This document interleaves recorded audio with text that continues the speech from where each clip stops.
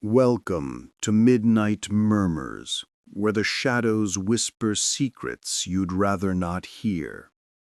Tonight's story will make you question everything you think you know about yourself. Because sometimes the most terrifying monster isn't lurking in the darkness, it's staring back at you from the mirror.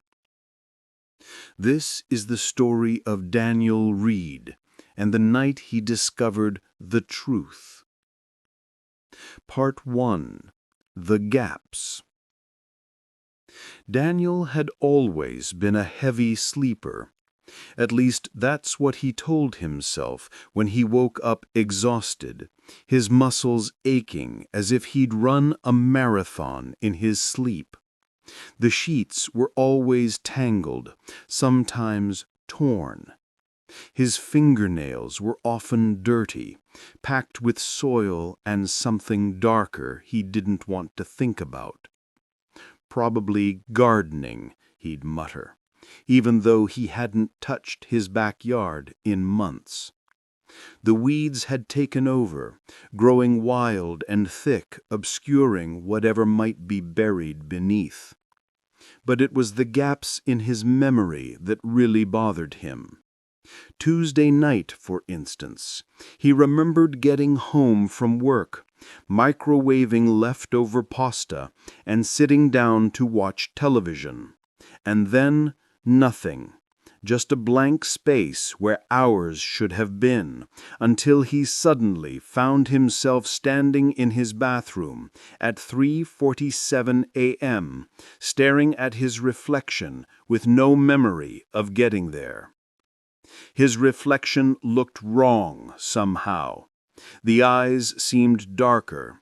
The smile, though he wasn't smiling, seemed to lurk just beneath the surface of his face. Stress, he told himself. I'm just stressed. The news didn't help. 3 people missing in the last month, all from his neighborhood.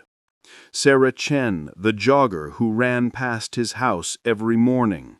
Marcus Thompson, who lived 2 streets over, and just yesterday, little Emma Rodriguez, who'd been playing in her front yard. Daniel felt sick thinking about it. He'd donated to the search funds, joined the neighborhood watch meetings, even helped put up missing posters. He wanted to help. He needed to help. But the gaps kept getting bigger. Part 2. The Evidence. It started with the dirt. Thursday morning, Daniel woke to find mud tracked across his bedroom floor.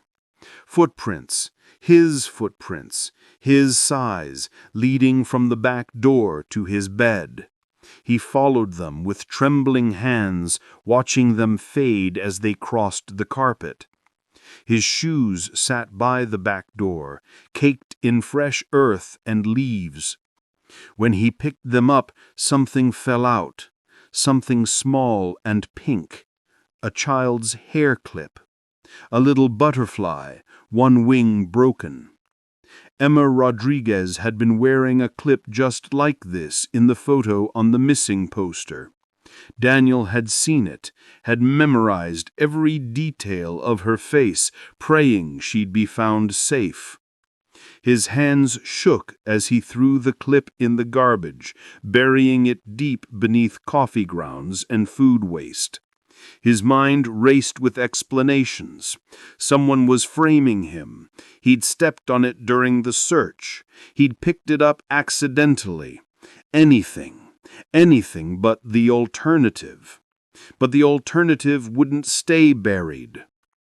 That night, Daniel locked his bedroom door from the inside, wedged a chair under the handle, and set his phone to record video while he slept. He had to know. He had to prove to himself that whatever was happening, it wasn't him. He lay awake for hours, watching the ceiling, listening to every creak and groan of his house. Eventually, exhaustion claimed him.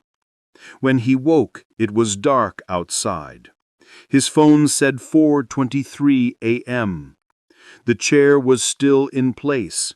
The door was still locked, but his hands were covered in blood. Part 3. The Recording. Daniel's breath came in short, panicked gasps as he fumbled for his phone. The blood on his hands was still wet, still warm. It smeared across the screen as he opened the recording. For the first hour, nothing. Just him, sleeping fitfully, occasionally tossing and turning. Then, at timestamp 1:47:33, his eyes opened. But it wasn't him. Not really. The way his body moved was all wrong, too fluid, too purposeful. His recorded self sat up slowly, turned toward the camera, and smiled. It was a terrible smile, too wide, showing too many teeth. Daniel watched in horror as his body stood, walked to the window, and phased through the locked door like smoke, like a ghost, like something that wasn't bound by physical laws. The recording continued. Empty room, empty bed, for hours. Then at 3:58 a.m., his body returned the same way, walking through the solid door, clothes torn, hands dripping, that awful smile still plastered across his face. It lay back down, closed its eyes, and became him again, became Daniel again. The phone slipped from his trembling fingers. All this time he'd been searching for the monster. He'd been afraid of the monster. He'd been trying to stop the monster. He was the monster. Part 4. The Memories. Once you see the truth, you can't unsee it. The memories came flooding back in fragments, puzzle pieces assembling into a nightmare he'd kept locked away in some dark corner of his mind.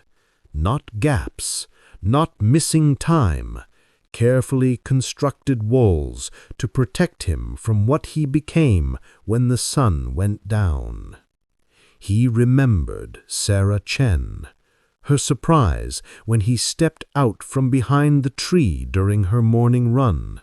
"Daniel, what are you—" He remembered Marcus Thompson. The man had been taking out his trash when Daniel appeared in his driveway, moving with that same fluid grace he'd seen in the recording. "Hey, buddy, you okay? You look—" He remembered Emma. God help him, he remembered Emma. The way she'd smiled at him when he called her over to his fence. "Do you want to see the puppies in my backyard?" There were no puppies. There had never been puppies. Daniel collapsed on his bathroom floor, vomiting until there was nothing left but bile and horror. The person he thought he was, the kind man, the concerned neighbor, the one who donated to search funds and helped put up posters, that person was a lie, a mask, a daytime costume worn by something else, something hungry. He looked up at his reflection in the bathroom mirror, and this time he saw it clearly. The thing behind his eyes, the thing that wore his face. It had always been there, waiting, watching, feeding. "What are you?"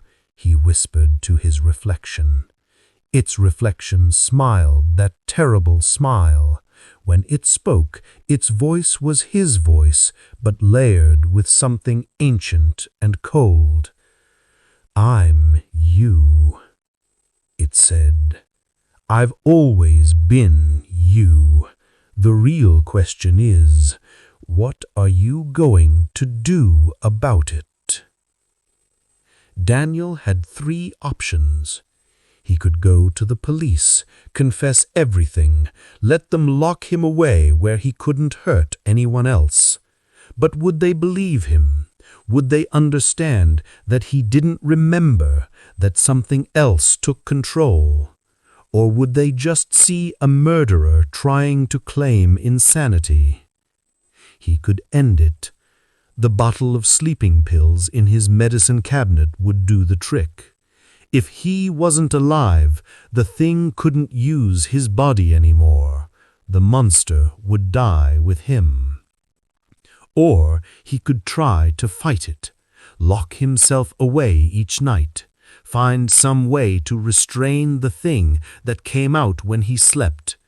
Maybe there was a cure. Maybe there was a way to kill the monster without killing himself. But as he stood there, weighing his options, the sun began to set outside his window. He felt it stirring, the thing inside, waking up as Daniel started to fade. "No," he said firmly, "not tonight. I won't let you." Its reflection laughed. "You think you have a choice? You think you're in control?" Daniel grabbed the chair, wedged it under the door handle again. He found rope in his garage, began binding his own ankles together. If he couldn't stop the thing from waking, maybe he could stop it from leaving. But his hands slowed, stopped. They weren't his hands anymore. "Nice try," his mouth said, though he wasn't speaking. "But we both know how this ends." Daniel felt himself being pushed back, down, into some dark place inside his own mind. He tried to scream, to fight, to take back control, but the thing was too strong. It had always been stronger.